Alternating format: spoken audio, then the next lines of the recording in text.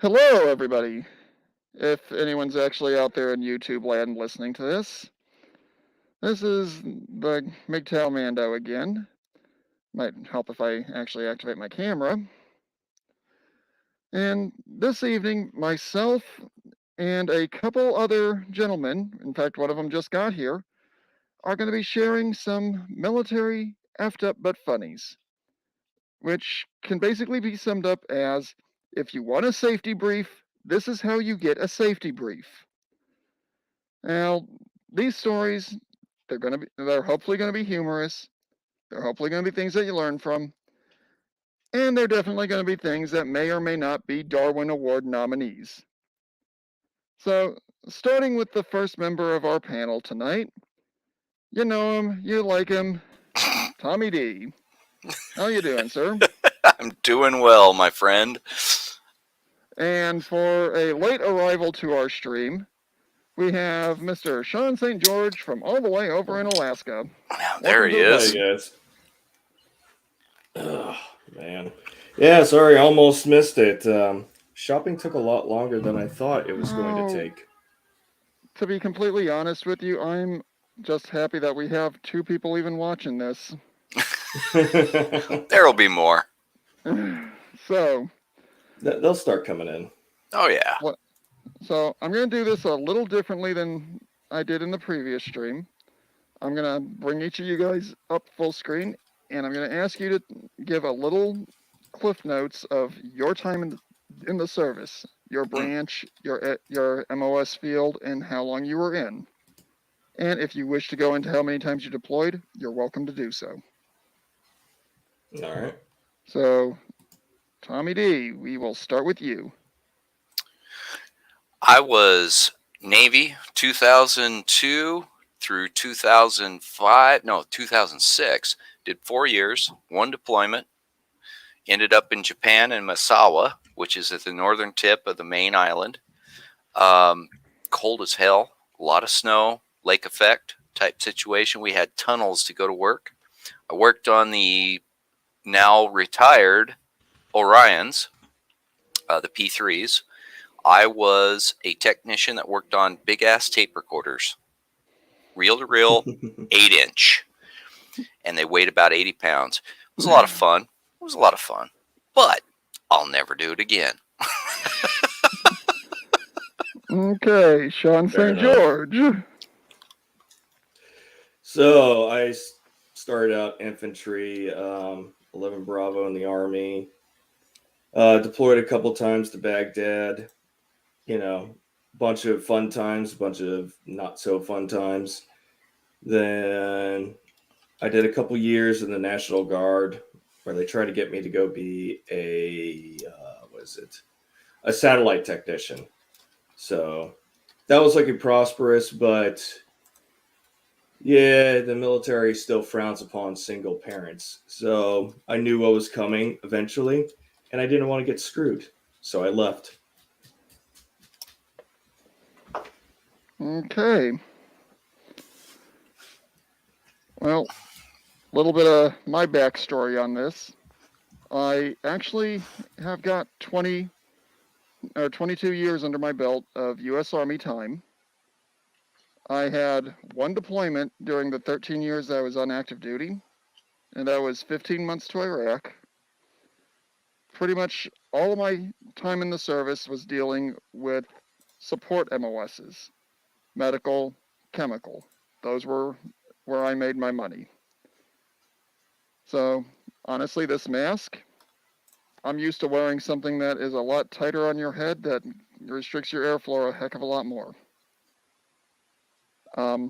Between active duty and reserves, I saw some utterly bizarre things done by soldiers, and I will tell a few of those stories tonight.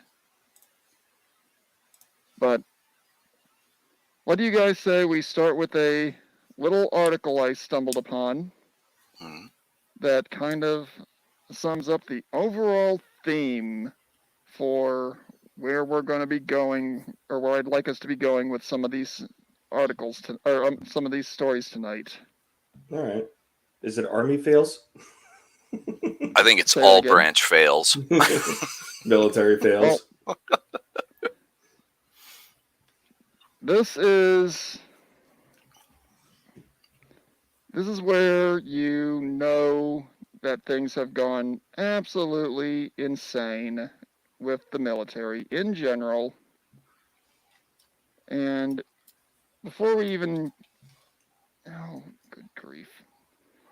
Okay, before we go too deep into anything, what you're seeing on here is a link from Oh my God. military.com. These are they're top hitting 10 this. strangest and most ridiculous stories of 2020. Yes, I could probably have hunted down something more recent, but I figure this works. I'm just Yeah. going to read the headlines. Number 1, the Pentagon releases UFO video. Trump issues veiled threat. Item 2, anything about the Space Force. Which is that even really an actual military branch at this point? I'll leave it to you to decide. I've got some Number words on 3, that one. North Korean communist killer dolphins. That sounds like a B movie from the 50s. It was done in Norway first. Number 4, they sure don't make coups like they used to. Number 5, Poland accidentally invades the Czech Republic. Accidentally on purpose. Number 6, Adolf Hitler wins the local elections in Nambia. What? Number Wait 7, a minute. That's second. I can believe that one. Sorry. Number 7. Number 7, tactical campaign ads from Texas Republicans. I think we all remember those. Number 8, a U.S. Marine Corps veteran is held for espionage in Russia. Again, I'm pretty sure we remember that one. That was 2020? Yep. I thought he'd been there longer. Number 9, robot dogs deployed to defend Nellis Air Force Base. Okay, now isn't Nellis Air Force Base where they allegedly keep some of the UFO stuff? I think so. Yeah, I think over in what? Not East Coast, but a little more inland, not a coastline state. So in that one's Kentucky, Tennessee, Ohio. So why on earth would they feed the conspiracy theories by bringing these into the picture? The Boston Dynamics or whatever it is. They probably moved it all to another inconspicuous location that none of us know about yet. Cherry Point. And here's my personal favorite, number 10. The United States Army makes it rain for an OnlyFans creator. Oh, no. Fortunately, it's completely blacked out, but Blurred. this was at Fort Bragg. Oh, go figure. Now, most of these stories won't fall into the category of military foul-ups. Most of these stories won't fall into the category of effed up but funny unless you got a really warped mind. And Shadowhunter is going to be kind enough to drop the link for that article into the chat for anyone who actually wants to go and take a look at it. Nice. It is a fun look at some of the weirder side of the military worldwide. Well, hey, and Mando, we're getting some pretty good participation in the chat, so don't ignore it. I'm going to try not to. Yep. I wish I knew how to do what the other guys do and put those up on the screen. It's actually done on the host side of it. Okay. When you see ones that are good, if I miss it, call it out for me, and I'll make sure to bring it up. Okay, buddy. So, Sean, since you were the last one to join the party, I get to be first, huh? Do you have a effed up but funny military story that you would like to go ahead and drop in on the lot of us? Oh. Well, you guys are familiar with AT-4s, right? I am, yeah. I'm not. So I guess people or civilians would call them like a bazooka. Okay. What it is a shoulder-mounted rocket. Anti-tank. Yep, anti-tank rounds. Okay. So it was my first deployment. This was 05. It wasn't my unit that did this. It was an MP unit. Go Oh figure. God. So we're deployed in Baghdad, and this is back when we were allowed to have demo and pyro. Oh no. They had a AT-4 that was, I guess, on the back of a Humvee. Not like the back, but like on the back where the armored turret is. Somehow that motherfucker got exploded at the clearing barrels, or launched at the clearing barrels when they came back in from patrol. That took special And skill. it takes a special skill, and anybody who's familiar with AT-4s has the most redundancy in safeties. You have to disengage before the rocket can fire. Well, yeah. Isn't it Seriously, a pin there's 5 safeties on it. Yeah, I was gonna say there's a pin you have to pull. There's a switch you have to hold with one hand. Another switch you have to hold with the other hand. Mm-hmm. And somehow my camera got disconnected. I can still see you. Oh well. There you go. Oh well, we'll keep going. Yeah, but my first sergeant, or he was my platoon sergeant at the time, he had to go in front of the brigade that was there, or the brigade that was in command of that little fob we were at. He had to explain to the brass how impossible it is, because they claimed it fell and launched on its own. No, it didn't. Somebody screwed around and found out, and nearly blew people up in the process. Yep. Were you Because fucking with it? he had to demonstrate in front of, colonels that, hey, this is impossible to do on its own. Just like how we know weapons don't fire themselves. Nope. You leave it on the ground, it will never fire that shot. Unless for some reason the ground gets superheated. Yeah. That's the only way I could think that it happens, but that takes a lot of heat to make cartridges go off. I do have to ask this question, only because I know you've seen this. I've seen it. Tommy, you may not have seen it. Was the thing past its expiration date? That's a good question. I wouldn't know. Because if I remember right, those things not only come in these ginormous tubes that you have to crack open and pull out, but they're also in a vacuum sealed bag that has a use by date on it. I don't remember there's a use by date. Well, and Pop has brought this up with his Abu Ghraib stories, that a lot of the shit that they had was expired. Mm-hmm. So I wonder if that wasn't the case with this this unit. Yeah, well, I had not thought about that. I never thought about that. Usually, we would like to trust what we're given is in good working order, but then again, it's the Army. We know everything is made by the lowest bidder, and usually somebody has been playing around with it before it got to you. Yeah. If it didn't get stolen by another unit before it was supposed to be delivered. That's not stolen, that's procured. Well, yeah. There's only one thief. Everybody else is getting their shit back. Yeah. So the safety brief for that particular situation would be always make sure that your rocket launchers are properly secured. And don't fuck with it. Yeah. Don't aim it at a clearing barrel. Don't touch it. I mean, granted, at the time, all armor was destroyed because it was OAF-3. It was a year and a half after the invasion.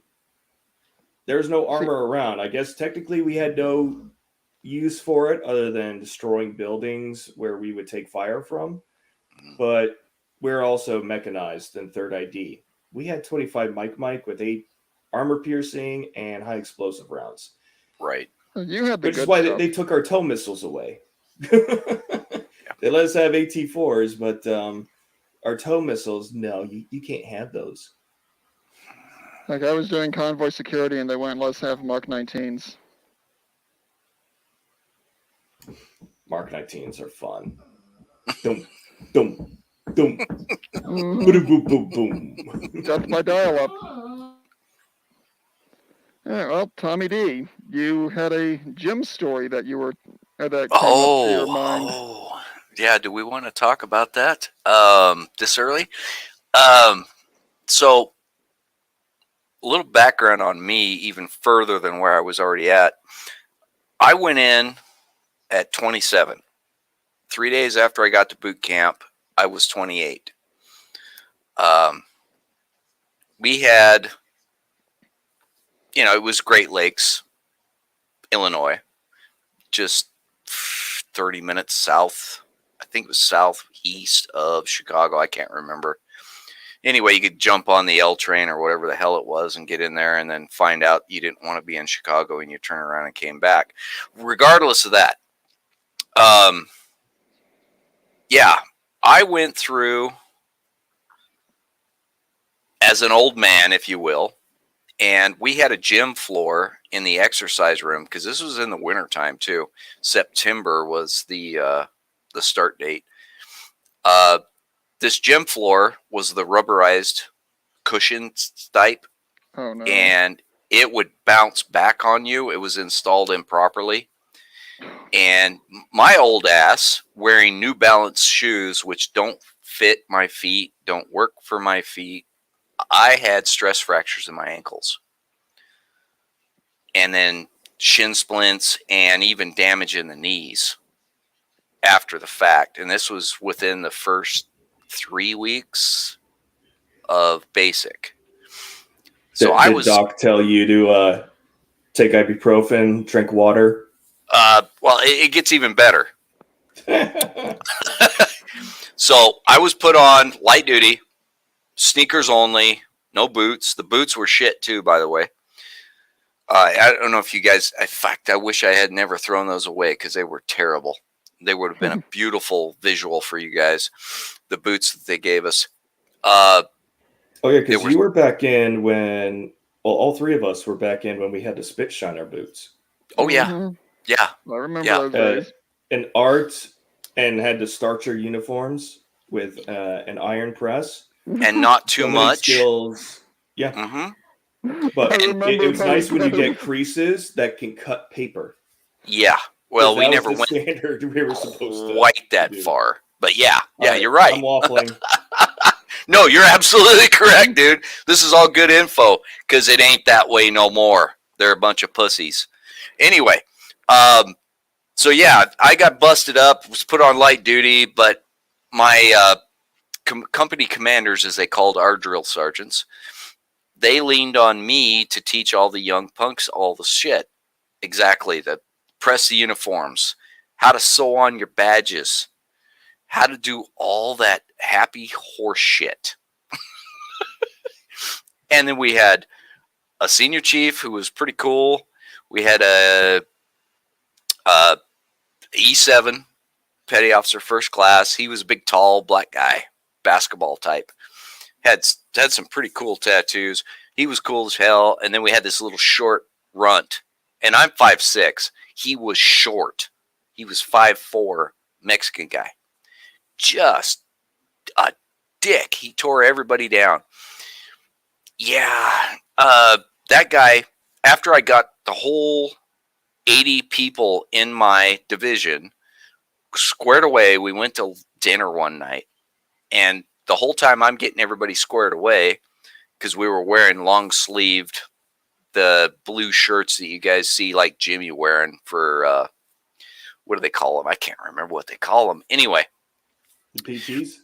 Well, no, they were just a uniform polyester blue, light blue shirt. They don't do them anymore. They got rid of that crap. Okay. Yeah, that was our duty uniform, if you will. But the long sleeve ones were a bitch because once you pressed them and then put them on and you sweat it a little bit, they wrinkle like you wouldn't believe. Anyway, I looked like shit because I'd been taking care of everybody else. Quick question, Tommy. Uh huh. At the time you were in, didn't the Navy have like 5 different uniforms that they alternated between from day to day? We had 6 actually, but yeah. It depended. The winter uniforms, there was 3. There was 3 summer uniforms, and if you were in a tropical, you had another uniform. Uh, but getting back to that, I had already been broken.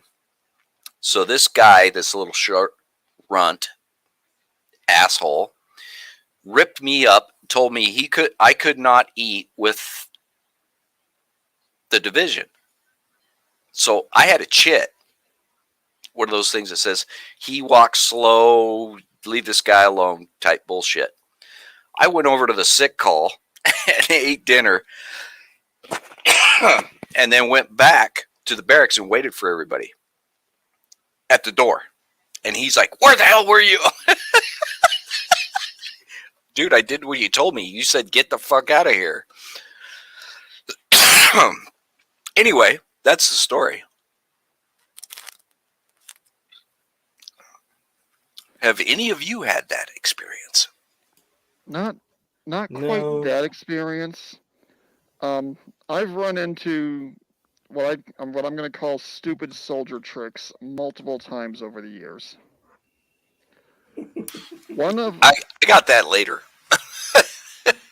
One of my favorite units on active duty was actually one of my very first units. I was in a forward surgical team in Germany when I was still a medic. There are 2 stories from this particular unit that made it into safety briefs. Number 1, I swear by all that's holy, this is one of those stories that you will have to look it up yourself to verify what I'm saying. Because it is so crazy that you're literally going to think this guy has lost his ever-loving mind and baked his brain wearing this helmet.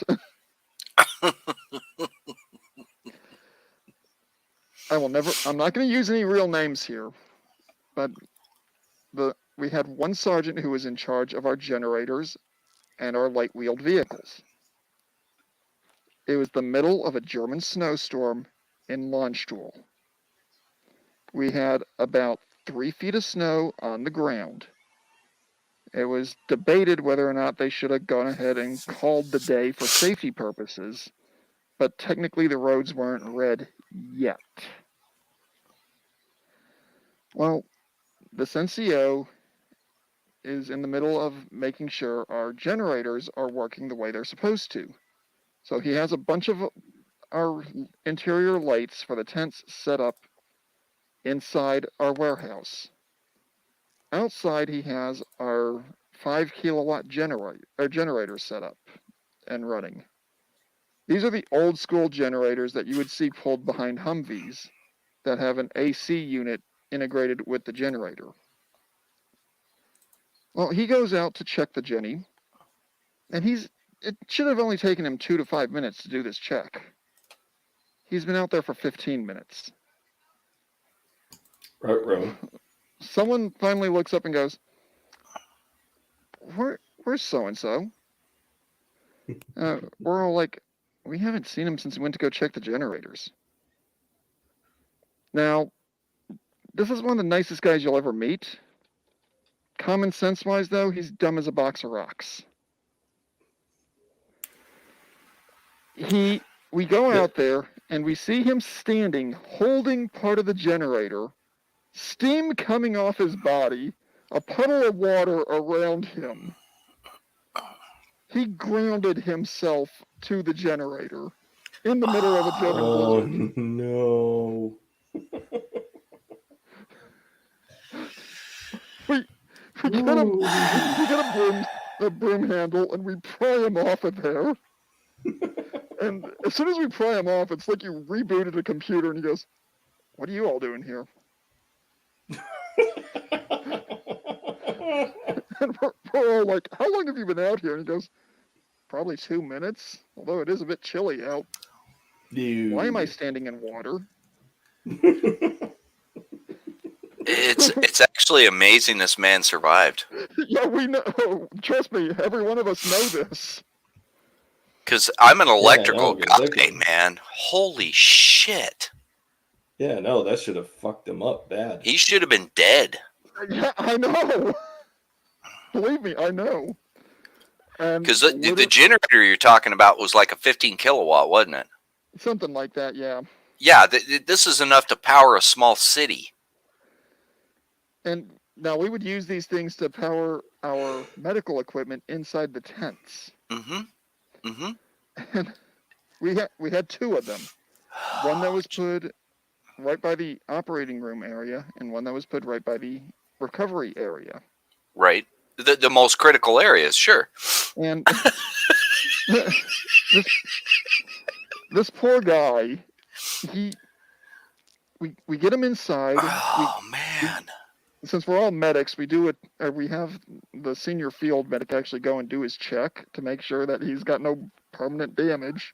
Did you hook him up to an EKG to check his heart? We didn't You have should that. have. We did not have that in the Ford surgical team at the time. Okay. It was a wiper calibration. Okay.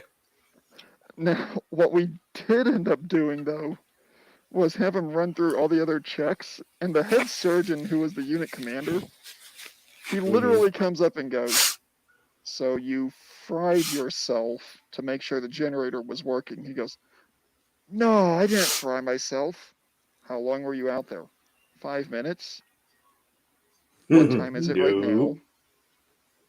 He looks at his watch and goes, "My watch has stopped." Mm-hmm. The watch was probably welded internally if it was mechanical. Oh yeah, he insisted on wearing an old wind-up watch. Right. Yeah, it was welded internally. Like I said, nicest guy you'll ever meet. Wow. No common sense whatsoever. That sounds like a lot of people in the military. He was basically he basically had the personality of a golden retriever.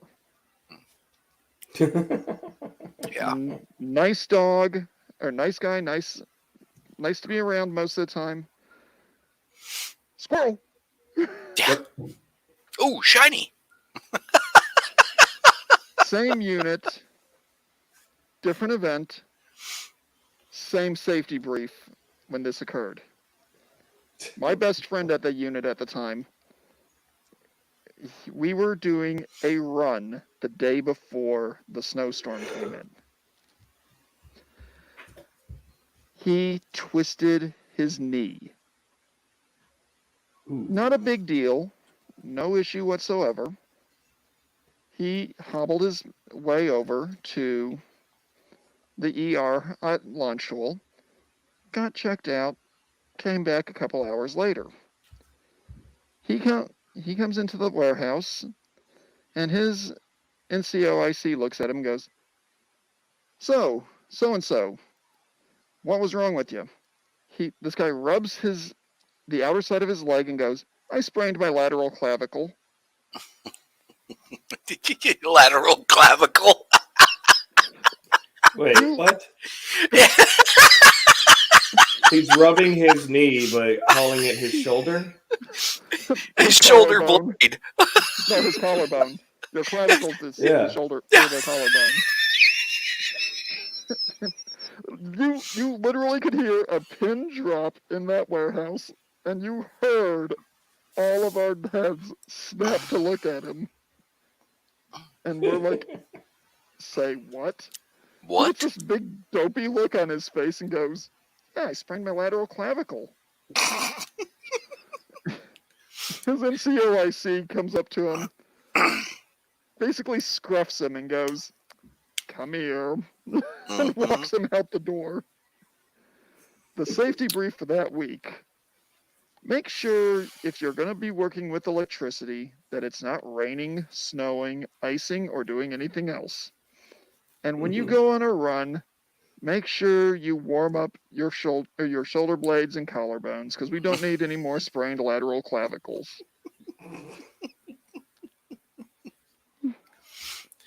there are things you can do to save yourself in rainy, stormy conditions or snowy Oh, yeah. conditions. Working with electrical, but man, yeah, that's the best advice. Just don't fuck with it. I mean, that's one of the reasons why we wear the boots we wear is because Mhm. they are supposed to ground us to whatever surface we're on, Oh, Well, so that we isolate complete a you, not circuit. ground. Oh, Isolate. yeah, isolate Yep. you. well, and here's the really sad thing. He was standing in just the wrong place. Mm-hmm. We didn't realize this when we emplaced that generator. It was right on top of where the lightning rod went into the ground.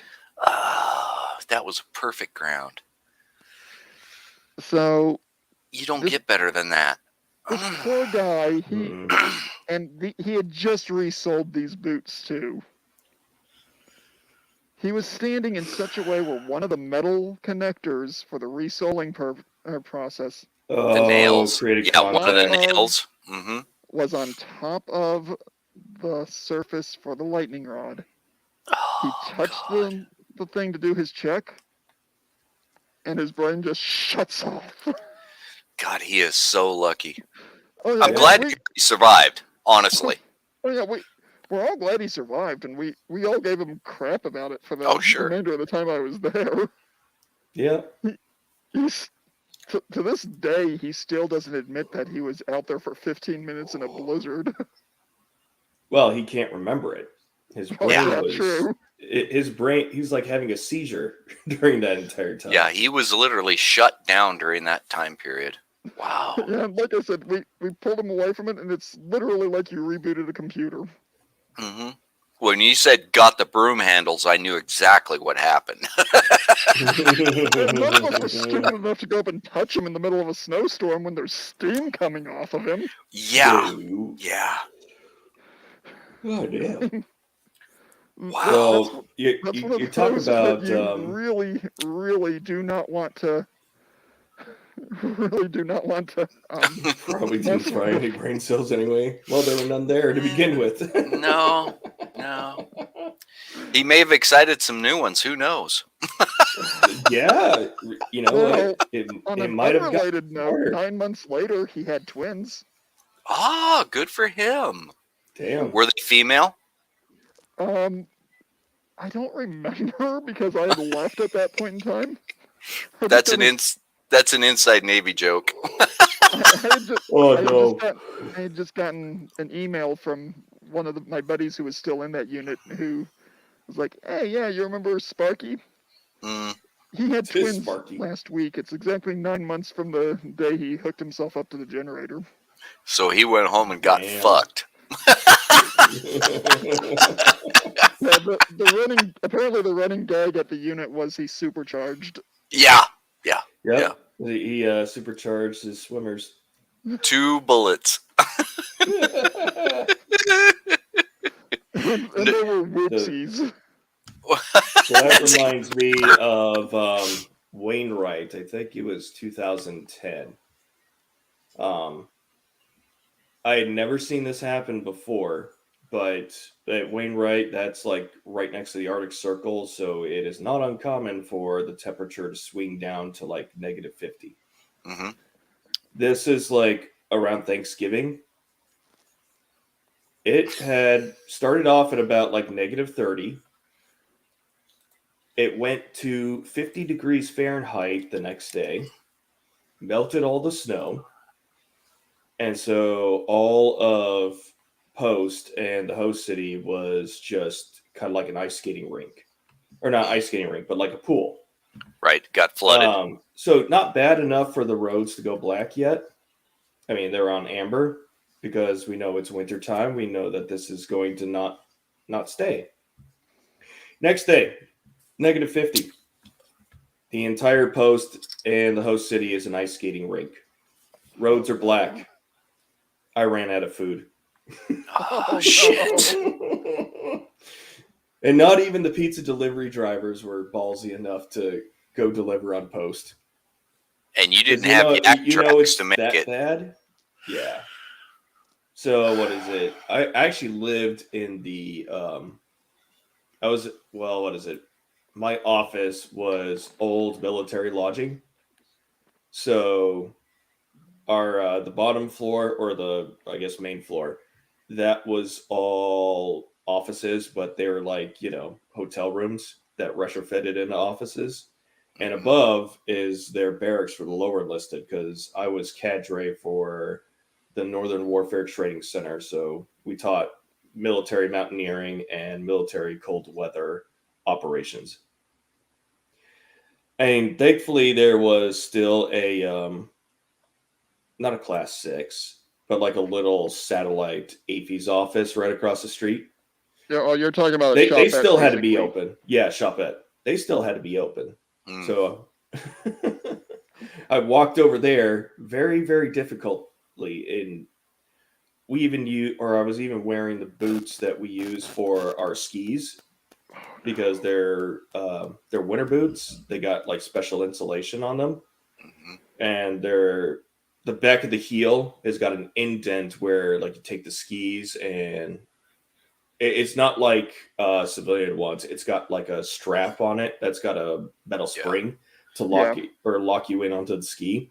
Right. But another thing about it too is that the rubber on it was a different kind of rubber that made it resistant to cold, because when you get an extreme cold like that, your regular boots, they tend to solidify more solidly than they already are.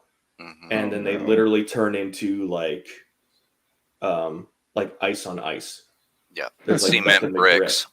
They're That's cement how bricks cold it with a was. smooth Yeah. surface. Mm-hmm. So even with those, which had like special grips on them for cold weather, it still froze those soles on my way walking over to it, which is about 150 meters away. So that was a fun walk over there, but managed to grab like stupid little microwave meals, because that's all we had. Mm-hmm. Okay, Tommy, do you have any environment fighting against you stories? The biggest thing that I remember fighting environment was Misawa, Japan. That one was really. I don't know if you guys know what flight deck boots are. In fact, I've got a pair right here. They're beat to shit, and I need to polish them. So this is the steel toe, and the cap on it. Yeah, these things weigh 2.5 pounds each. Okay. Kind of looks like our tanker. Yeah, Yeah, they're tanker very, boots. very similar. I was thinking it looked a lot like tanker boots or steel toes that they give to armor vehicle crews. Yep. Those are what you would wear on a flight deck. And they're issued to you, and you don't pay for them. That's the other thing. Yeah. But those things have got a slick sole. Uh-oh. Oh, that's not a very good sole. Yeah, okay, that's a pretty good view of it right there. Hang Yeah. on, I'm blowing you up. But that's Yeah, it's all good. intended for like being on a flight deck. So On a flight deck, grip which on has metal. yeah, well, and the flight decks have grip built into the paint that is on them. So there's Oh, grip okay. in that, so that you've got traction, especially in salt spray and jet fuel and all the other All the other fluids. nasty. Yeah, all the other fluids, like somebody getting sucked into an engine and turning into red mist. Anyway,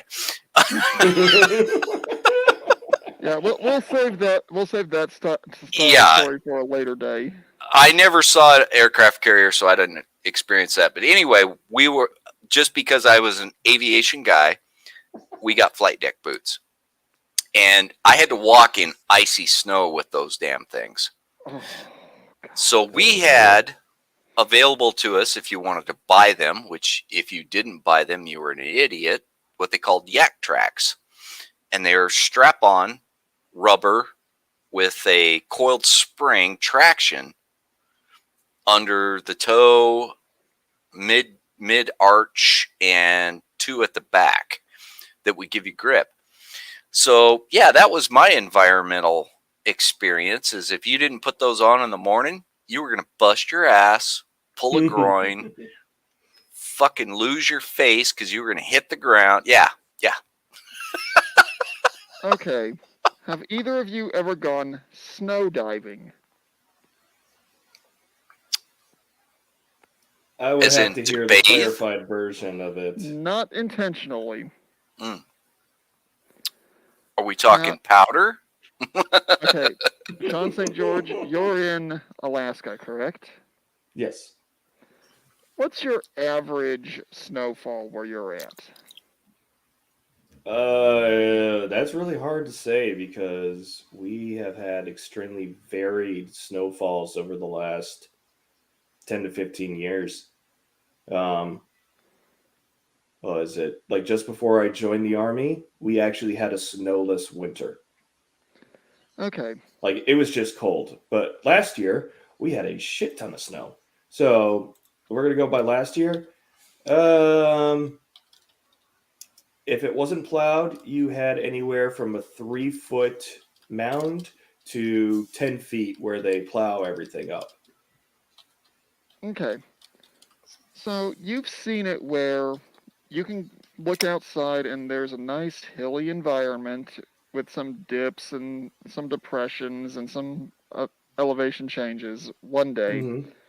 And then you come outside the next day and it's all a flat plain because of snow and wind.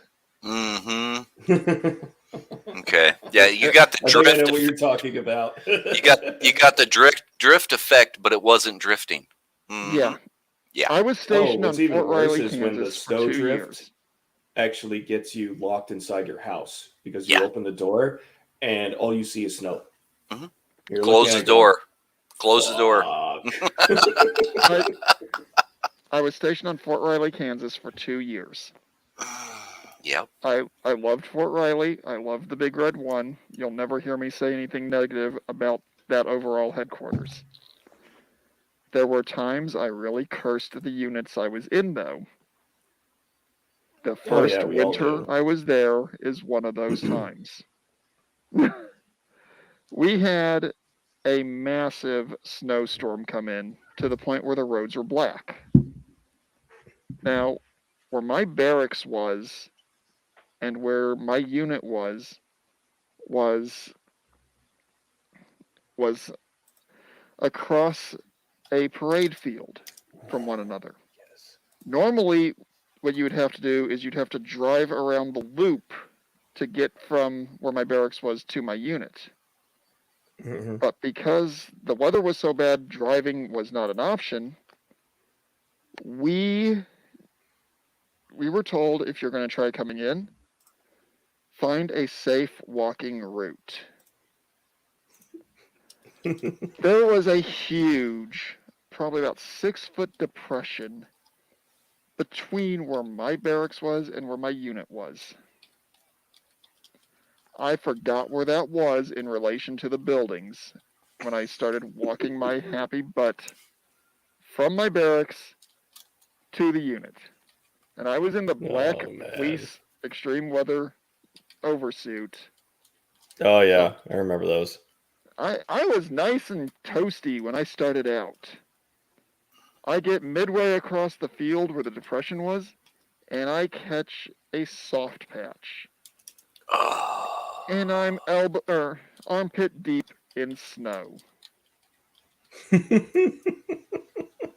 I'm too far in one direction to go back, and I'm Mm-hmm. not far enough that I am confident exactly where I need to step not to go deeper. So I'm doing the Biden shuffle in this snow until I finally get out of there. And then I go the last 150 meters to my unit, doing my best to shake off this snow as we still have snow coming down. Mm-hmm. Mm-hmm. I get to the unit. My NCOIC and the Sergeant Major are both standing there talking. Uh-oh. They look at each other and go, "We forgot to make the call." Yeah. Uh, Dumbasses. I look at them and I looked at them and I go, "What call?" Yeah, it's a snow day. I Wow. literally looked at both of them and the Sergeant Major goes, "You have permission, say it." I looked at both of them and go, "You're bastards." Mm-hmm. Fuck you God guys. damn. Yeah, I want to do the fuck you guy now. There is My absolutely no way I NCOIC could have goes, gotten away with that, not even with permission, because that was always a trap. It's like, yeah, Mhm. you my can say with all NCOIC due looks at the respect. sergeant major and goes, he took that better than I expected him to.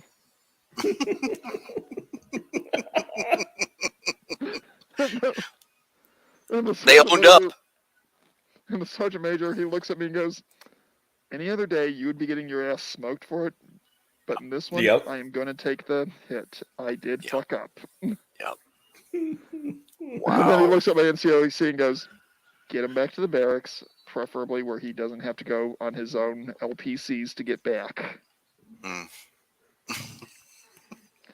LPCs, for those that don't know in the audience, is Army slang for boots, leather personnel carriers. Yeah.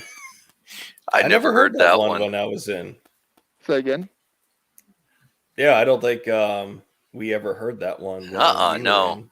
Now, That's a they said new that- one to me. They said that all the time when I went through bedding for basic. Betting for basic. Well, Hold you on, know, there was a comment earlier. MM4356. He was the Energizer Bunny. Yep, Yeah. I saw Relating to the generator story. I thought that was Yep. hilarious. that. Yep, I've been trying to throw those up on the screen wherever possible whenever I see good ones. Oh, yeah, in St. Louis Arch. Ice, booze, never a good mix.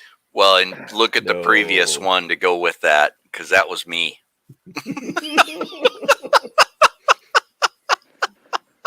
Yep. Yeah. And driving in Fort Riley was taking your life in your own hands whenever it was wintertime. Did it usually get a lot of snow out there? Oh, it's not necessarily because of the snow. It's because of the moisture in the atmosphere and how cold the temperatures get. Everything crystallizes. Mm-hmm. Yep. And Yeah, that's Fort why I Riley hated, is one of the very few places I've been here stateside that has traffic circles everywhere. Mm. Have you ever used a traffic circle? Not in an icy Yeah, condition. we got them everywhere up here. If you, true or false, if you're driving at just the wrong speed and you enter a traffic circle, your car will be facing 90 degrees from the direction you want it to be facing. Oh, no, And you- or it'll be doing 360 degrees as you're drifting through the circle. Mhm. Yeah. It was a minor miracle for me that I did not hit anything going through the traffic circle to go to my barracks. And I slowed my car down to the point where it was practically a dead stop. I was going maybe 5 miles an hour going through the circle. I tapped on the gas to exit the circle. I didn't tap it enough. Mm. Here's the exit. Here's my car. Front wheel drive, I'm assuming. It was a Ford Focus, or not a Ford Focus. It was a Pontiac Sunfire. Yeah, so front wheel drive, you needed to keep in the gas to pull you through. Yeah. Yeah. I had no experience with that kind of road conditions in a traffic circle. Yeah. I've got Oh, and it's very counterintuitive on how you get out of it, which is supposed to steer into the direction of the drift. Yep. Everybody wants to, it's just instinct to steer in the direction you want to go. But Yep. if you want to get out of your drift, steer in another direction. Once you stabilize, slowly get to the direction you want to go. Mhm. And the way that section of road on Fort Riley was set up, if you looked at it from overhead, it was a figure eight pattern.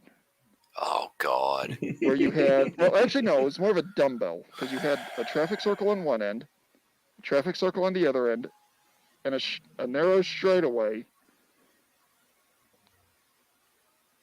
And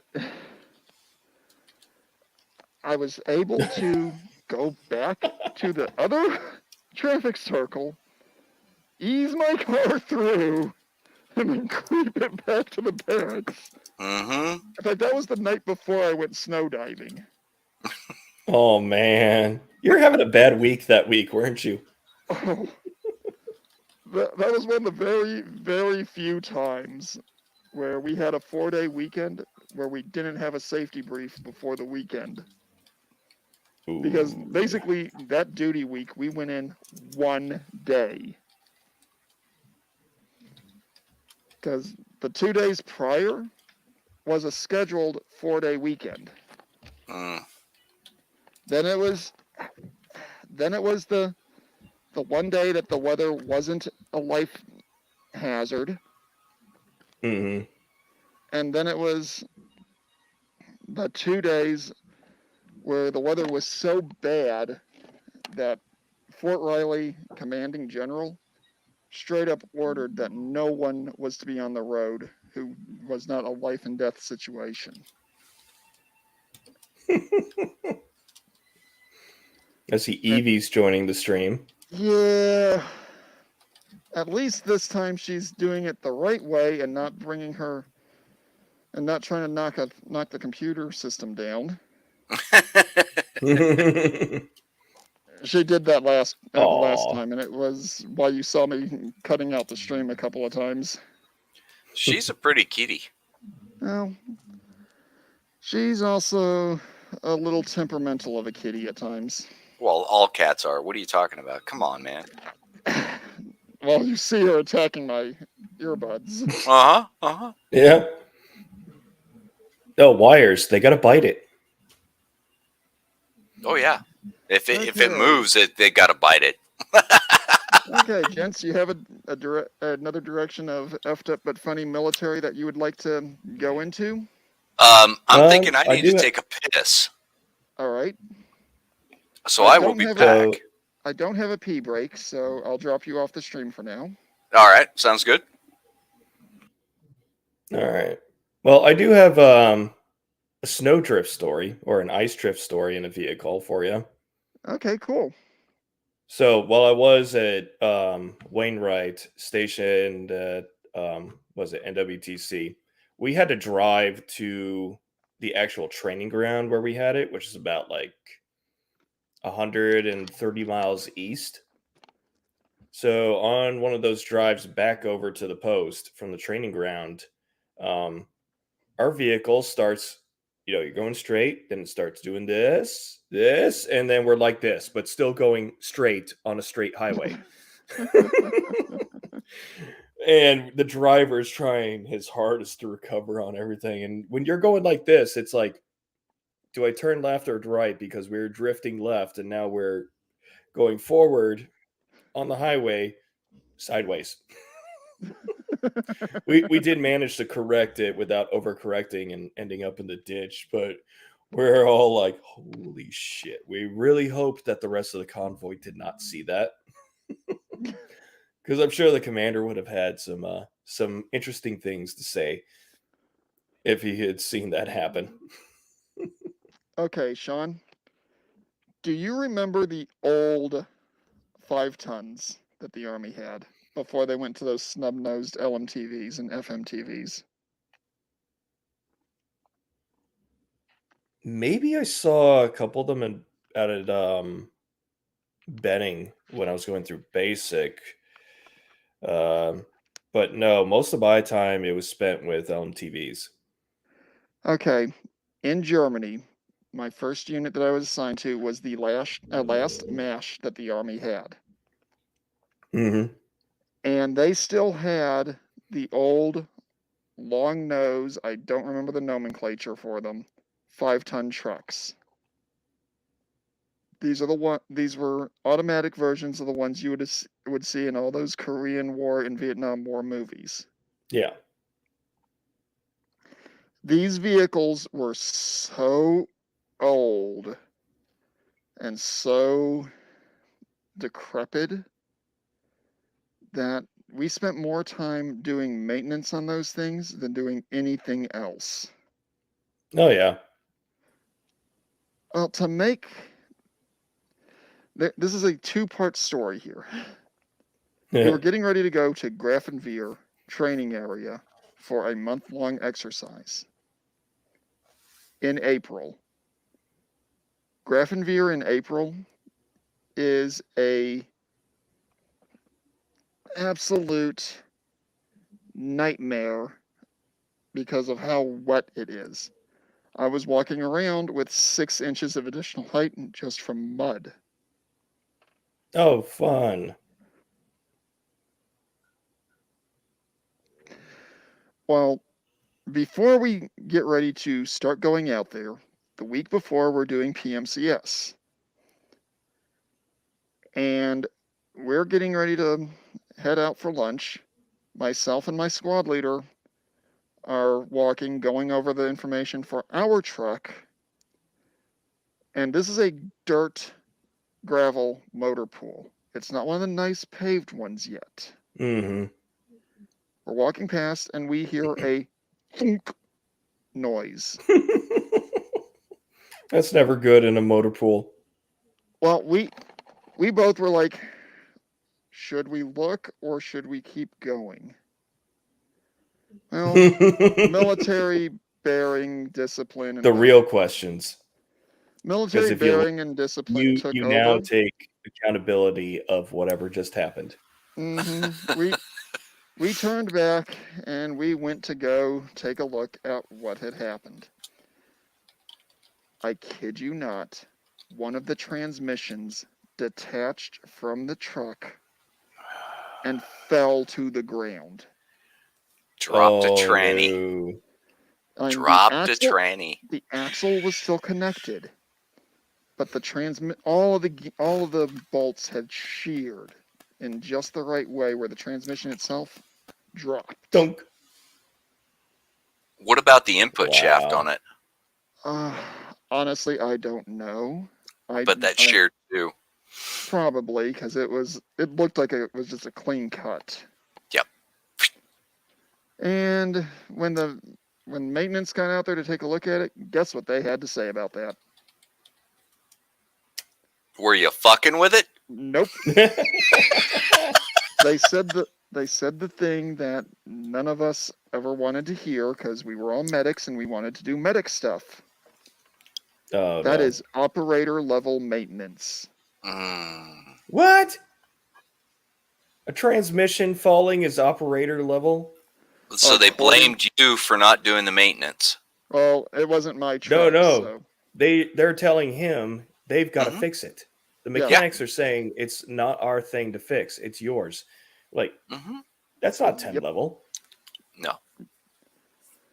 And then I wasn't on the crew for that vehicle, so I wasn't the one that had to worry about trying to explain to the mechanics that, no, I'm not going to repack a transmission. Yeah, because you don't even have the tools necessary because you got to get all the bolts out. Nope, that was actually where they sheared at. They did some digging and it turned out that one was a depot level repair. Yeah. That the unit just didn't want to pay for moving it to the depot. No. Yep. Well, that sounds about right. But god damn, them trying to push it off on you guys. Well, that happens a lot. Yeah, it does. We are coming back from Grafenwehr, which Grafenwehr itself is a whole nightmare of a story because of how badly that unit was run. But we're on the way back. My squad leader is the driver. My platoon leader is the TC, and I'm wedged in the middle because I'm the low man on the totem pole, and I'm the only one that they don't have a good spot for anywhere else in the vehicle. This was a 5-ton that was fully loaded and had an OR ISO container being tailed on the back. So this vehicle probably weighed about 15 to 20 tons, all said, on German mountain roads. Oh, lovely. Washington roads. Yeah, okay. I got you. Now, fortunately, it hadn't been raining in the part of Germany where this happened. The speedometer went out and the brake pedal went out simultaneously. Oh, no. I had a civilian GPS with me because we were experimenting with different ways. This is before pluggers became really common. Yeah. We were experimenting with different ways to try to keep track of where everybody was.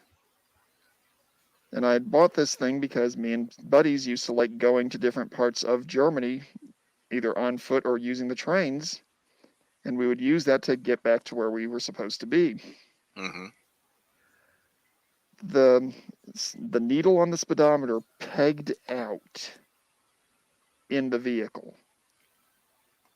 The GPS rated us as going right around 140 Jesus. before we finally got the vehicle back under Miles control. per hour or kilometers? Miles. Oh, shit.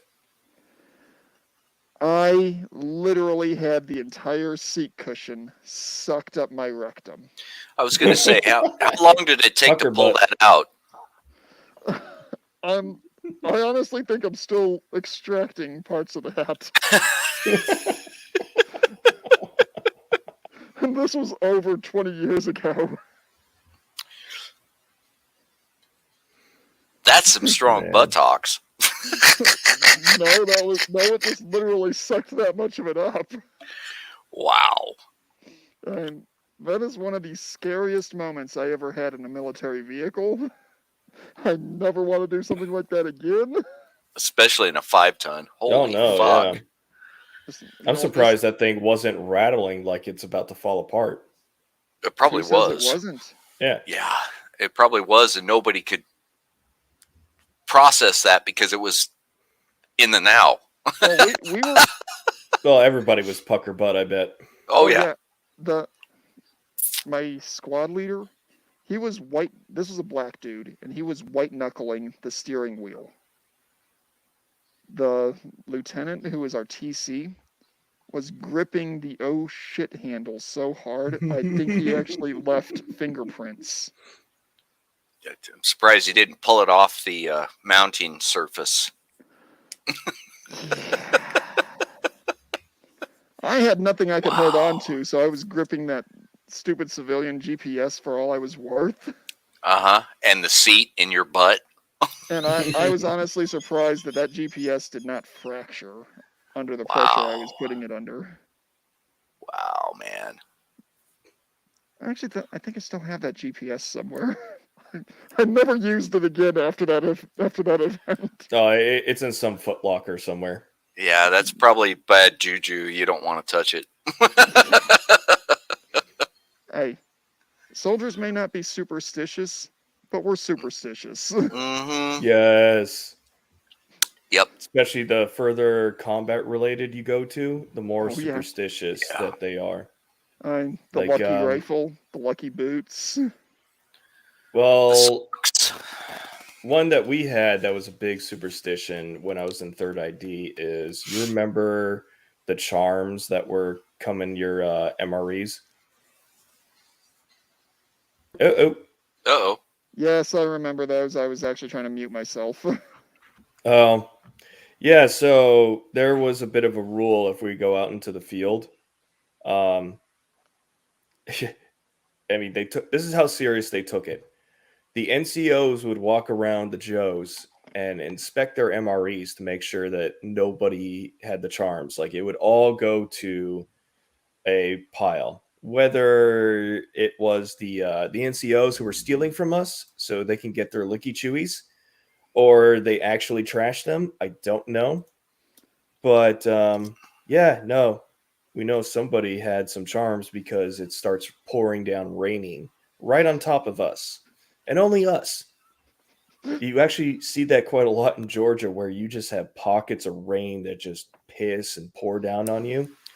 But if you go drive 5 minutes in one direction, it's clear skies. Oh, I went to Fort Benning for basic training. Oh, so you know. Oh yeah, I remember. Yeah, that's real common in Washington and Idaho and Oregon too. Just one little spot.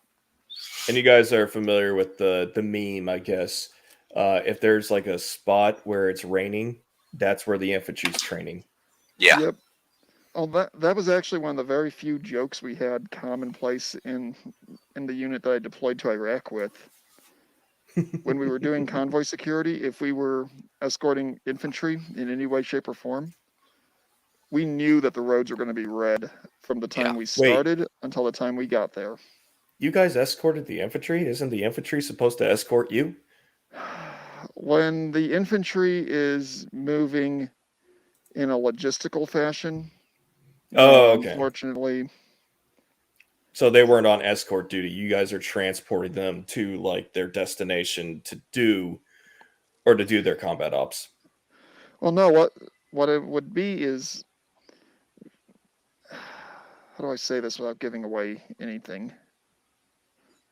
What it would be is they would be in vehicles moving from one operating center to another. Yeah. Yeah, moving from one talk or one post, Yeah, fob, JSS, whatever, over to another one. Yeah. yeah. The first 5 months of the 15 months I spent in Iraq, I was doing convoy, escort, and security. Hmm. I don't have any good, funny stories from that period that don't fit into things that would be more appropriate for Memorial Day or Veterans Day. Hmm. So I'm Mm-hmm. not going to touch on that any further tonight. When we were doing the remaining 10 months of my 15 months, we were doing fob security for special forces compounds. I've got some effed up stories from that. I swear to God. You know, the SF guys, they have all the fun.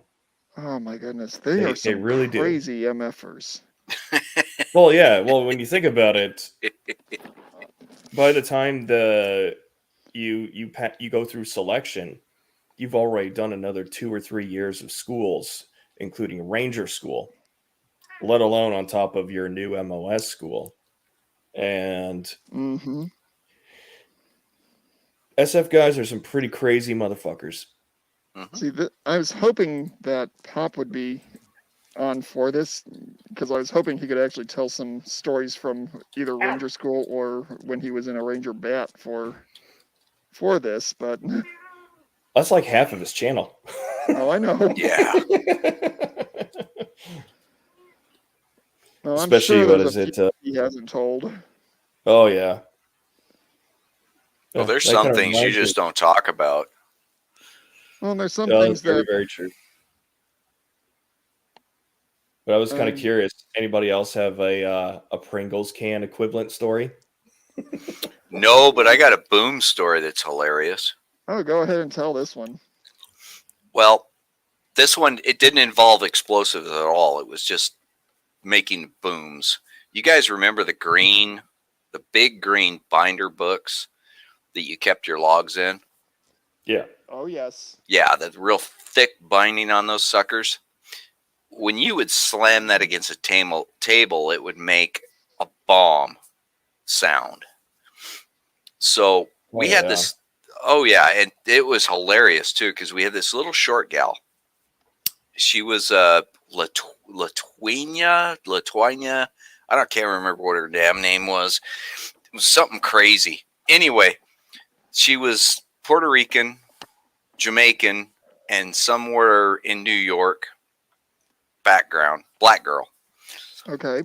Just little tiny short thing. I think she stood about 5 foot. Okay. But anytime you made a loud noise, she would just scream. Ah!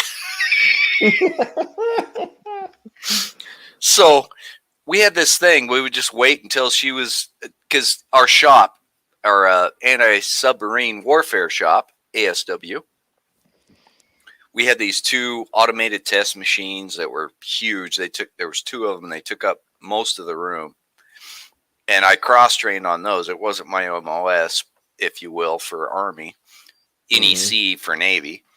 But I was really proficient on those. But yeah, we just wait until she was back there on the back side where she couldn't see what was going on, and then we do the book. Oh God. And from the back of the room,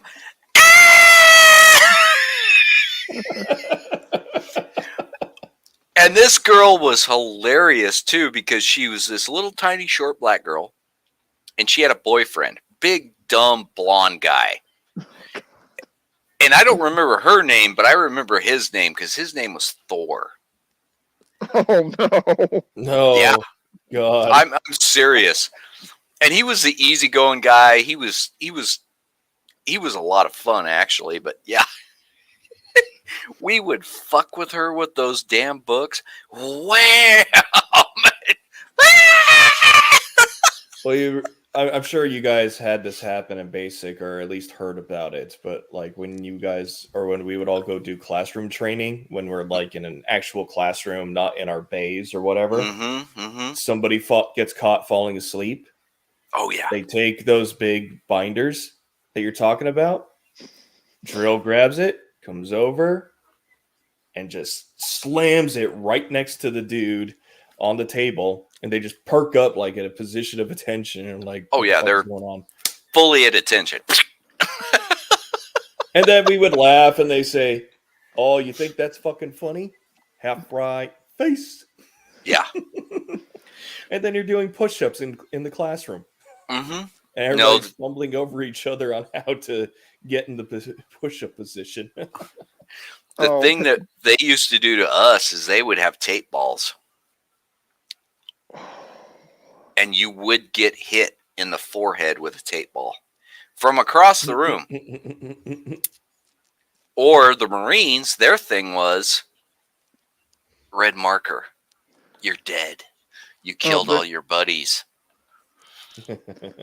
they would in the field at Benning. They would do that in basic training with the red Sharpie, Mm-hmm. where if you were on watch and you fell asleep, and the Oh, drill no. caught you, the exact same thing. And your battle buddy had to fireman carry you from where you were to the talk, and then you had to do the walk of shame back. Yeah. Yeah. You guys need to look at Gilded right now. Okay. Billy is being a bitch in the group chat on Red Rhino. Look at this shit. I don't More know of if the he's same being a stuff. bitch or not. I was reading it. Look at the. Yeah, he deleted GIF? part of that. Oh, and here's Outlaw. I heard a noise. Uh huh. Yeah. Okay. Oh my God, Cat.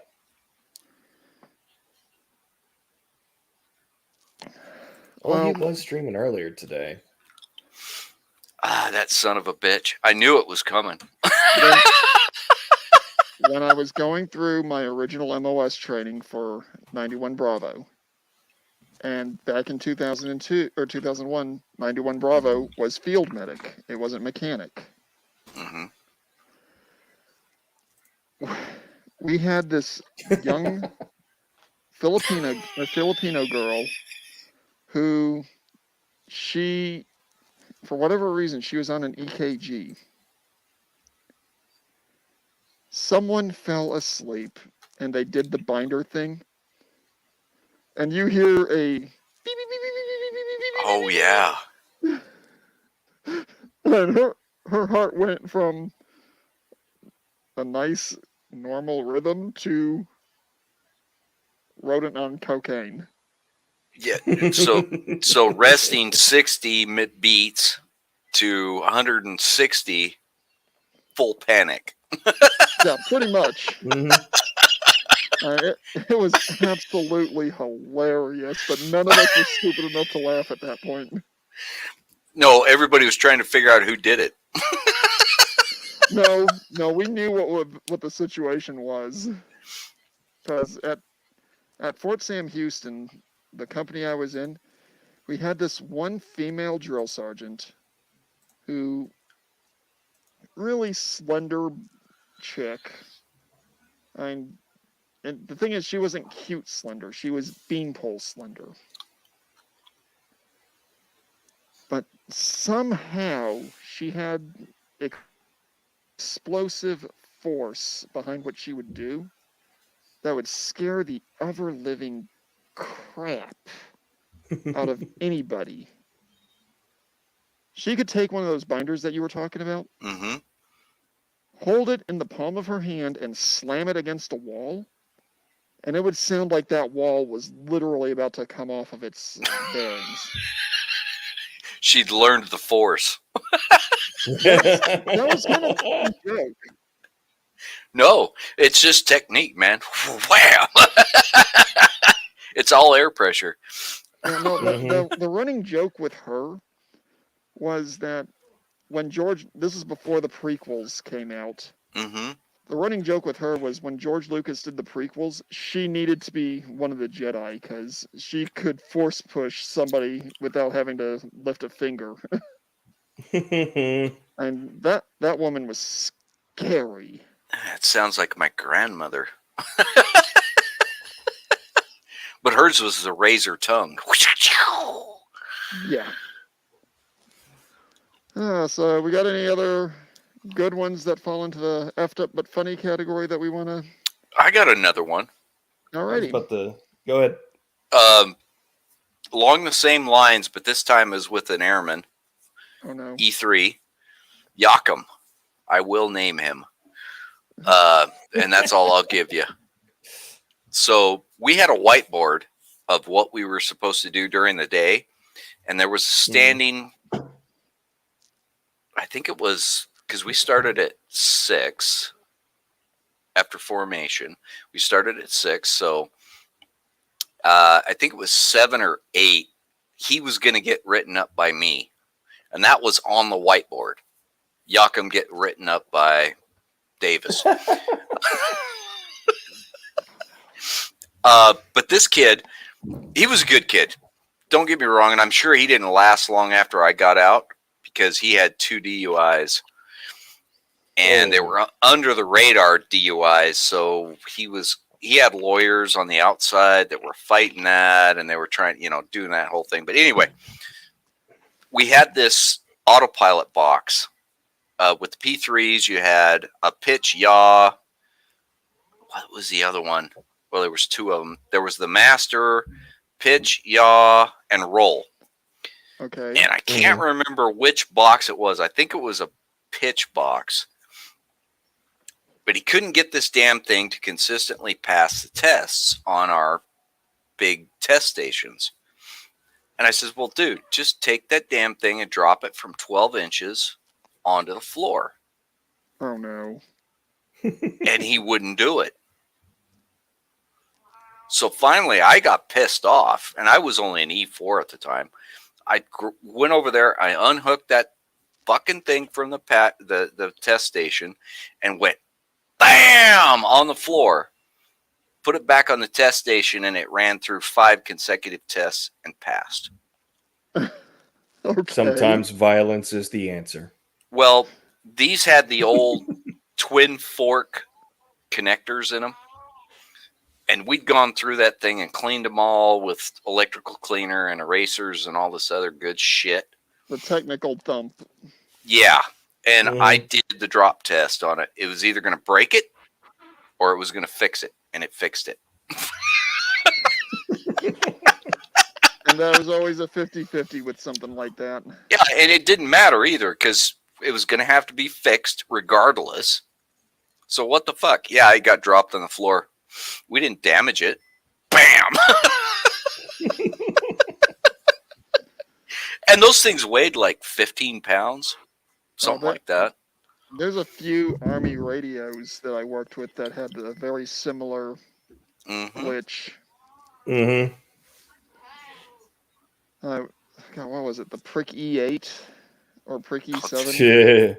Yeah, the pricks. Yeah. And those stupid things. Not to be mistaken with the Prick E7.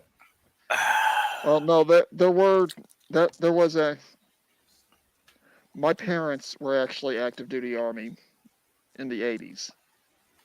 And my dad so they managed to tell you all about the harassment stuff we do. Yeah, and the thing is, my dad actually did tell me, never fall for the Prick E8 joke. Mm-hmm. Well, when I got to the Army, it was actually the Prick E8. So then it was the don't go looking for the Prick E9. Oh, no. Because they're actually everywhere. Yeah, stay away from those guys. Oh, believe me, I know. Kind of like Pop, I got ass chewings often enough that I was putting them on a 10-point scale.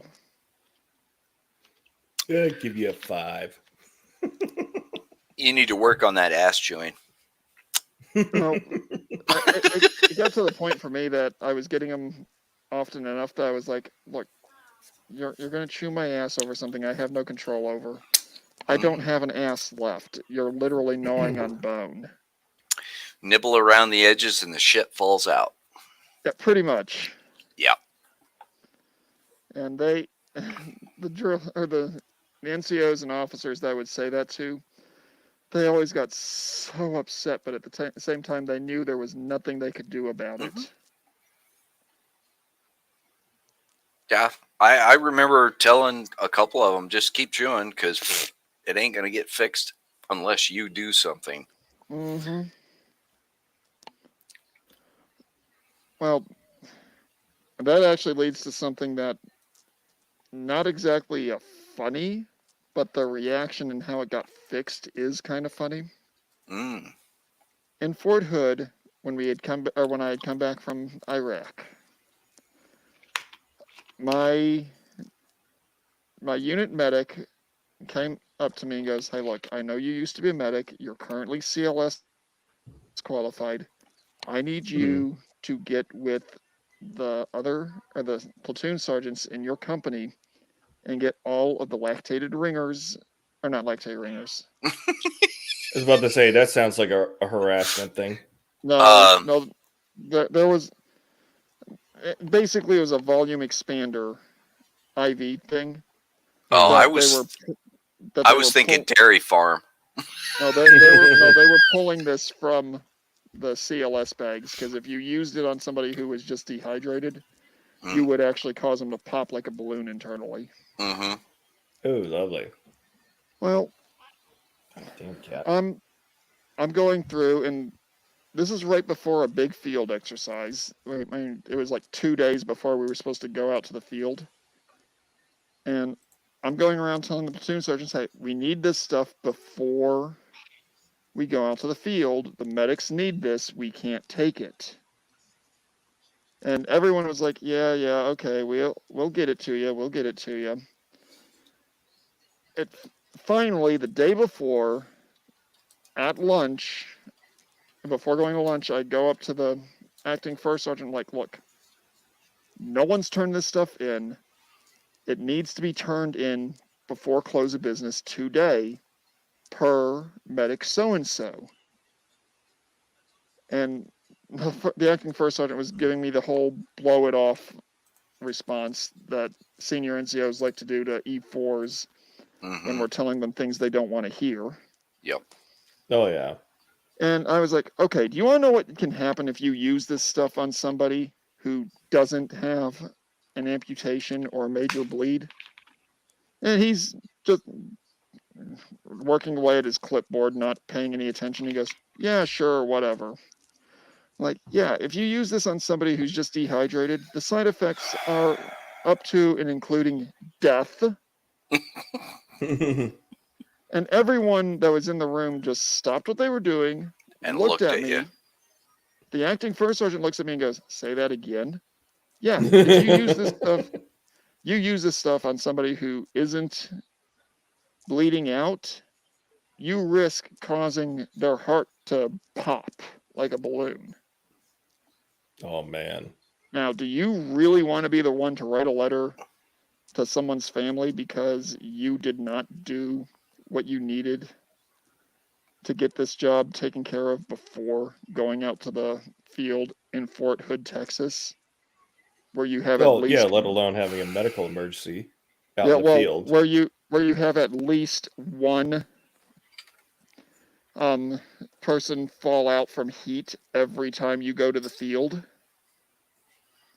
Yeah, that dude's gonna be dead. I go to lunch, and because I had to spend half of my lunch trying to explain this stuff to these people and getting stonewalled, I was expecting I'd get back and find absolutely nothing there. Miraculously, I get back from lunch, and my entire platoon's couch is covered in these bags. I'm like, huh, I guess someone finally fucking listened. You got your point across. Nice. And that evening, the acting first sergeant comes up to me and goes, you could have used a little more tact. Yeah. And I looked at him and go, I tried diplomacy and I tried tact, and you blew me off.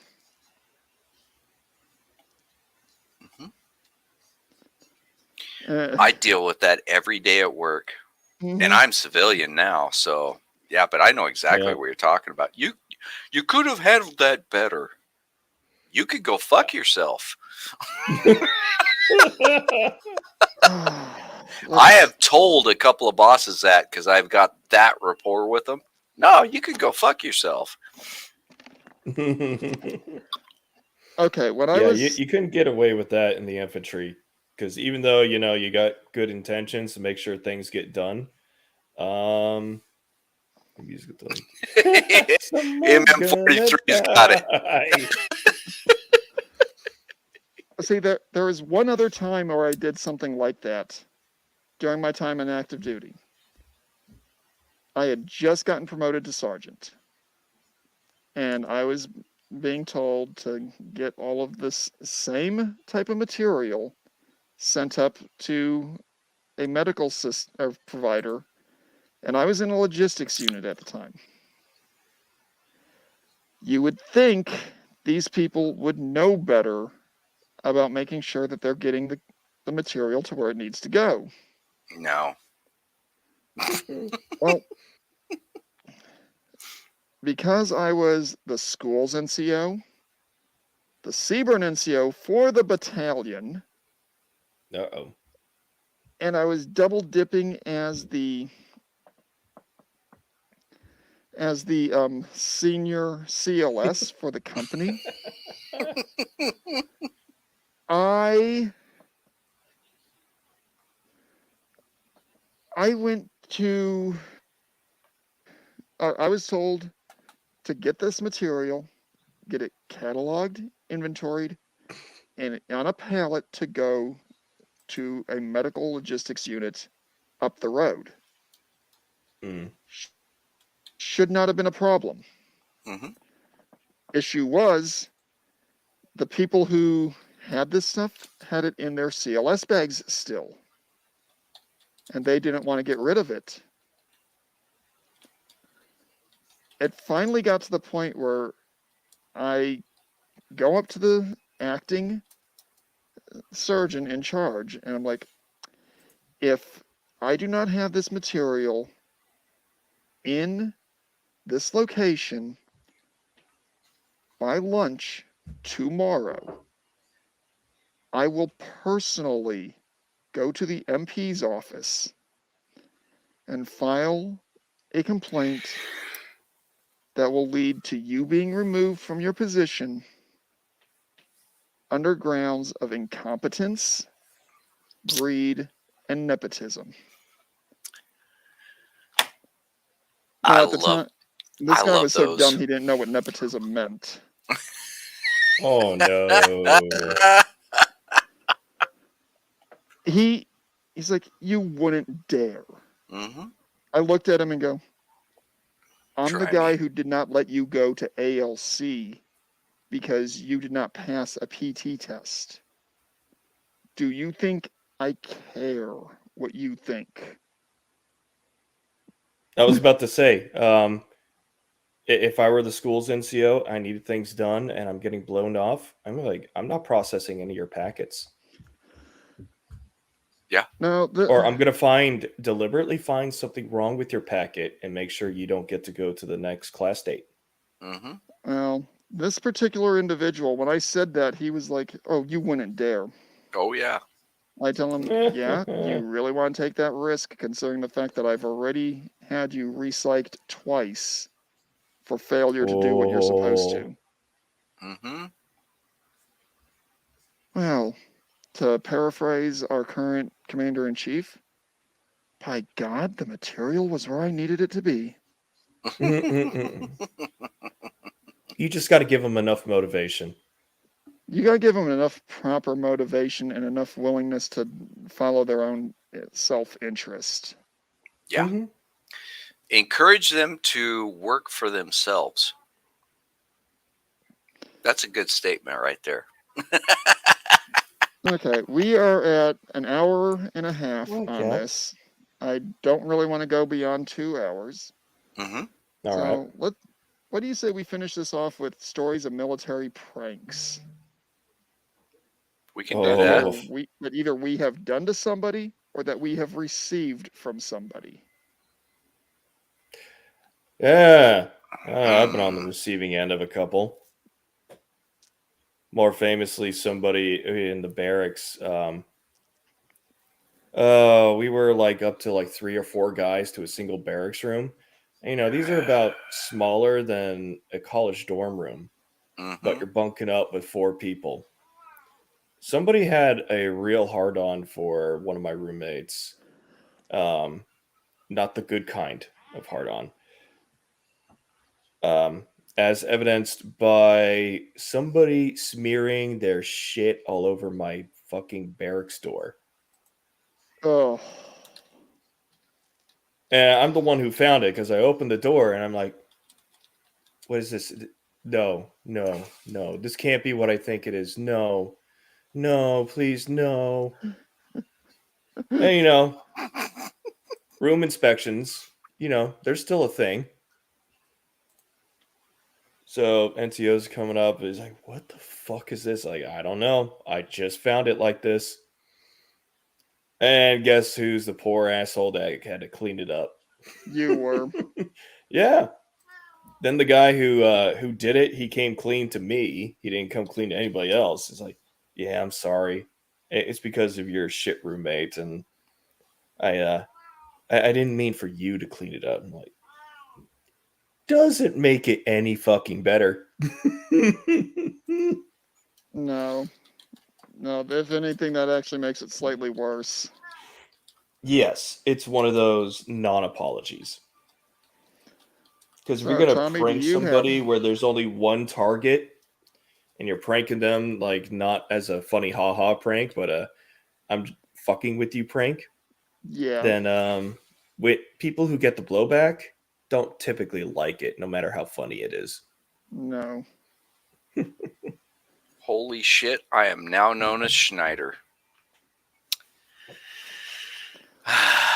Sorry, guys. Had to interrupt with that one. No, Tommy, have you had either a prank you've pulled on someone that stands out, or have you been on the receiving end of something that really stands out? I'm trying to remember something that sticks out. Well, I never actually was the receiving individual on these, but the guy that I was slated to replace when I got stationed at Whidbey Island, he was just a total piece of shit. E2, or I mean E6 or E5 actually. Just a total. He was the guy that hung around long enough to get promoted. Oh, good grief. And he wasn't good enough to stay in the mafia. So, in fact, the mafia, I think, is what got him promoted. So I could get Oh rid of yeah, his ass. promotion. yeah, get him that out could of the be way. that could be a whole story for another stream. Is Yep. people we've known who've been promoted to get them out of the unit. Yeah. Yeah, Dino was a good one from Pop for sure. I think Sparky was one of those from my previous unit that I described. Yeah. So this guy, he was the fart king. Oh, God. Oh no. Yeah, he was the fart king. And we had the cushion chairs that were cloth. And he would go over and sit in a chair, fart in it, and then get up in such a way that it would suck the fart into it. Oh. So when whoever went over and sat in that chair,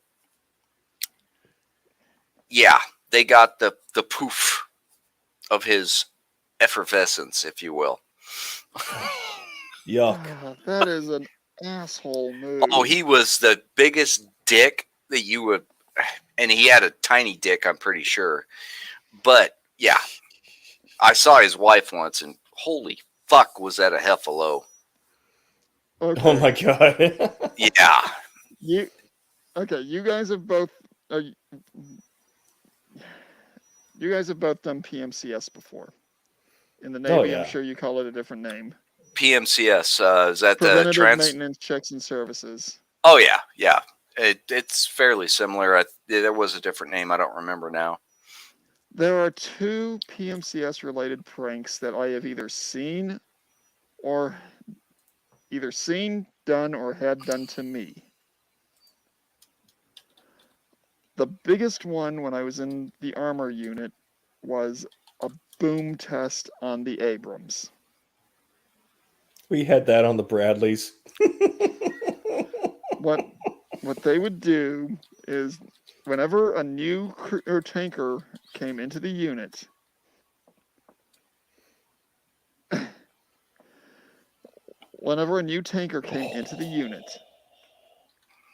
he would get That's assigned the to a evil vehicle, jackal. and he would typically on his if it was a PFC or below, he would be told to do a boom test on the main gun, which is where they would open the breech, stick their head into the breech, and yell, "Boom." In theory, it was supposed to sound like the tank was booming to fire. Mm-hmm. In practice, it usually just made you look like a bunch of morons. Right. Oh, did you guys have exhaust sample pranks? Yes, we did. I've got one now. Go ahead. In Fort Irwin, California, we had a supply clerk. I was on really good terms with the supply NCO. Mm-hmm. I was on marginally good terms with the supply clerk.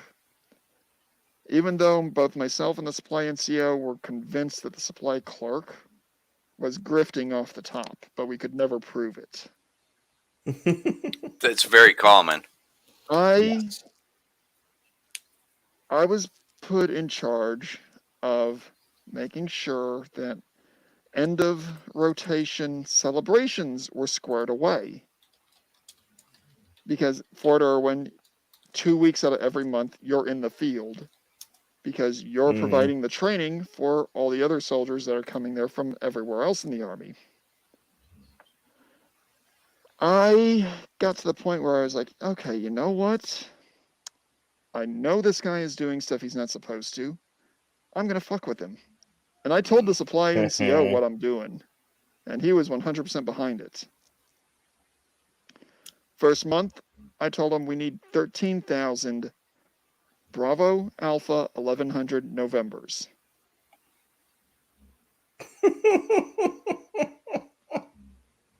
How long did it take him to realize?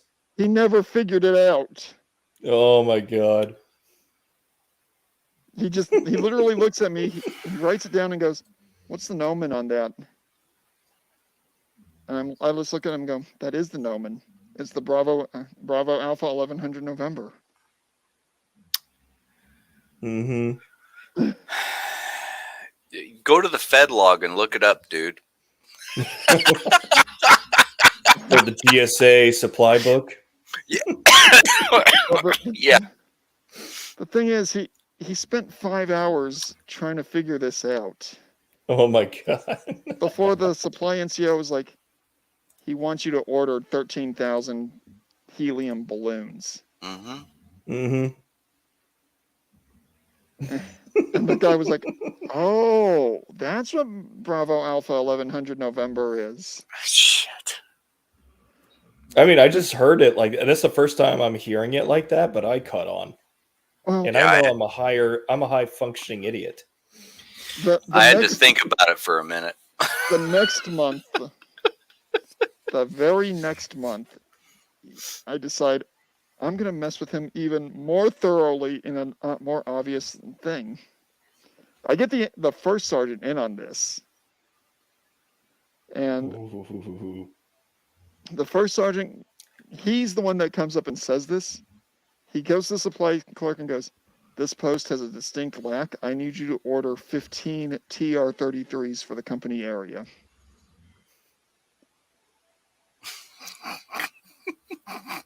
TR-33s. Fort Irwin, California has Oh, very man. few trees. Uh-huh. Yes. TR-33s, yep. He's going through all of his paperwork. He's going through everything, and he's like, I'm not finding TR-33s. I literally look over and go, try reaching out to the Arbor Day Foundation. Mm-hmm. What? Yeah, exactly. Yep. It was really funny. I actually found in the Fed log what you called the what was it, the catalog thing? Oh, the GSA. Yeah, the GSA. Yeah. We called it the Fed log in the Navy, and it had all the NSA numbers on everything. Yep. I found a nuclear reactor. What? Yeah, Okay, and I Whoa. damn near ordered 6 of them. For the Navy, that makes sense, though. It does. But I wasn't submariner or nuclear aircraft or I mean aircraft carrier. But okay, Sean St. George, what's the craziest thing you've ever seen successfully requisitioned by a unit? I don't know. I know that at one point, prior to my first deployment in 05, before they started issuing out Wiley X's, you could buy Oakleys. Okay. And our supply bought Yep. the Oakleys, had them ordered to ship. They got intercepted by another battalion. Oh, those bastards. Bastards. 150 Wiley, or not Wileys, 150 Oakley glasses. We were pissed. Yeah. Because Oakleys work extremely well out in the desert. Yeah, they're Granted, great it's glasses for that. expensive. Uh-huh. Well, that's why I've never stopped buying Oakley. And it's like once every 5 to 10 years I have to replace it. Mm-hmm. Okay. They're Tommy D, expensive, but they're great. Yep. what is the craziest thing you've ever seen successfully requisitioned by a unit? What the hell was it that I did? Oh, here. This is another get around the end result thing. What I was I did this. And if I had ever gotten caught, I would be in the brig still. Those autopilot systems that I was talking about. We had this thing called a 3-stage amplifier. It was an analog transistor-driven amplifier. That was just a little tiny card, probably 2x2. And we kept having failures on these stupid things. So I figured out that if you quit buying the bullshit 20% failure resistors for these fuckers and replacing them, you wouldn't have any downtime. I started buying 0 or 0.20 failure rate resistors for them in the correct value and putting those in there. Completely against all of the paperwork and everything. We just order these things and slap it in. I never saw one of those damn things come back after I did that. And then there was another thing that was kind of funny. There was an adjustable gain thing. I don't remember what the hell it was called. But it was the same situation. You put the right resistor in it and it would fix it. But our test program didn't go up to the next higher level resistor. So we just used a decade box. If you guys don't know what a decade box is, it's an adjustable resistor box. So we'd cut the resistor off of it and we'd hook up this decade box and just adjust it until we figured out what value resistor we needed. And we'd order a precision resistor and put it in there. I got a call 6 months after I got out of the Navy. Hey, how did you do that? You don't want to know. No, I told him exactly. That was Foster. He was the horn dog black guy. He was an awesome dude. He's like, how Okay. did you fix that shit, man? I was like, this is what you do. And he's like, all right, thanks, man. I never heard back again. The craziest thing I ever saw successfully requisitioned by a by an Army unit.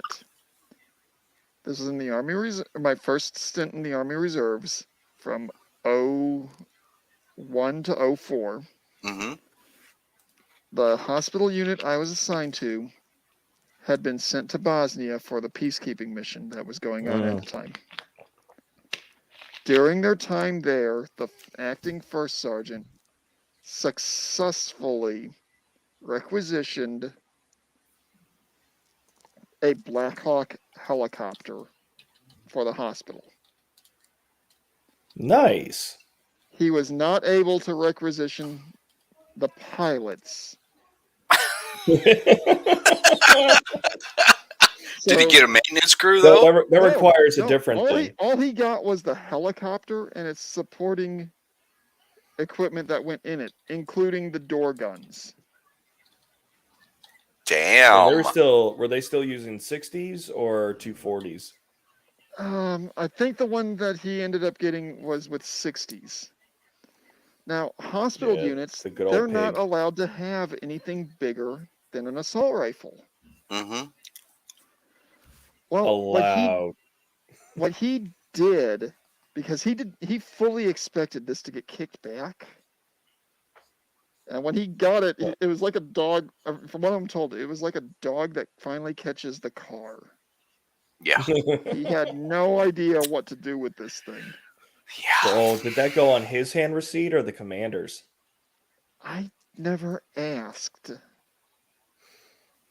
Because I can imagine the commander going, I have a helicopter? What the fuck? When the fuck did I get a helicopter? Well, what he ended up doing was rigging up a mount system on one of our 5-tons in the hospital, and the one that he always used to use as the lead vehicle, so he could put the machine guns on that Jesus. and be able to swing it around with a little cheap ass joystick. He couldn't fire them, but he could make it look like they were tracking. Oh my no god. One no one screwed with the hospital unit again. And MM-4356, I don't know that he didn't try for a Chinook. Mm-hmm. That's the one that got kicked back. But Oh, did you see Gilded on the group chat? Jackal's God. up Not to been looking over shenanigans. there. Yeah, Jackal needs a safety report. But you know what? That's a good thumbnail for future. You want? Yeah, safety actually, brief? it is. Yeah, steal that. I Yeah, might end that's up what I stealing do. that one. Ah, Yeah. But the we're about Gilded, you 10 jumped. minutes shy of 2 hours. I think we're at a good stopping point. Does anyone have any final thoughts, any anecdotes that they'd like to drop in here before we go ahead and call it a night? Don't drink and swim. Don't drink and drive. And don't go to the ground, because that's when you get stomped out. I'm going to go ahead and steal Blake's. Give 100% of everything, unless it's blood. Yeah. Oh, there's one that we had in when I was in third ID that was constant, no matter who it was. Everybody would always say this: do not add to the population, do not take away from it. That's a good rule. I like that one. It is. Yeah, and if you end up in jail, well, you better make sure the first call is to your first shirt or your first team lead, because they're the one who's going to come and get you. Because Sergeant Major won't do it, first sergeant won't do it, platoon sergeant won't do it. they're going to kick it all the way back to the team lead, but it may take until Monday or Tuesday for them to come pick you up before you've been reported or after you've been reported as AWOL. I was going to say you're AWOL during that entire period. Yeah. Yep. Okay, well, for those people in the audience who would like to join in for a relatively short after party, Shadowhunter is posting the link to the to this chat. I'm not going to say how long I'll keep it active for, because when I figured out that once I shut my computer down, everything else goes bye-bye. But if anyone wants to jump I in saw and that. shoot Oh shit, God, I haven't looked. Oh fuck, there it is. Wow. Billy Von Baum's fucking with Tommy and Gilded. I'll have to take a look at that here later. It almost looks like Billy's face, actually. Not Billy, but I thought it was Jimmy. Jimmy's face, yeah. I thought he hasn't got enough of me yet. All right, well, guys, I'm going to go ahead and end the broadcast. All right. Everyone, have a nice couple of weeks. The next stream I do is going to be more along the lines of what I had in mind for this when I started it going. It'll be a little less free form at the beginning, but it will have a little bit more of a structure, and I think people might like it a little bit more than us just rambling about random bullshit. This was good tonight. But everyone be safe and have a good one. See you in a couple of weeks.